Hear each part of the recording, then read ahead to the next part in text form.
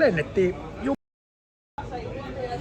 Monaco, Nizzan kentälle täytyy pudota tietysti ja meillä oli limusiinit siellä vastassa ja silloin pussillinen, limun kuskillakin oli pussillinen McDonald's tai noin juustohamparaisia ja muita haista burgereita mukana, kun me oltiin ilmoitettu kapteenin johdon, että täältä tulee sitten kauhean nälkäinen ryhmä. Seuraava päivä sitten tietysti vähän morkkis, koska tommonen reissu ei ole ihan halpaa, kun noit vedetään ja sanotaan, kun trinkitkin on siellä sen 25 € kipalle. Ja niitä oli mennyt sitten rekka-autoon, niitä renkkejä siinä yöaikaa jo, niin uusi ralli, kato, morkkisralli päälle. Sitten taas umpi kännissä ja luojan kiitos.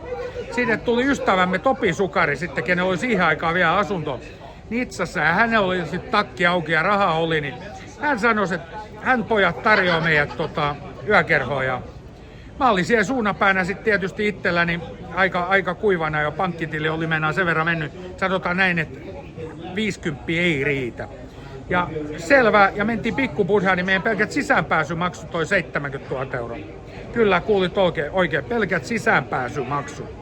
Mä en siihen aikaan joutunut menu oikeastaan ikinä katsomaan. Se oli ihan samantekevää, mitä siellä menussa oli.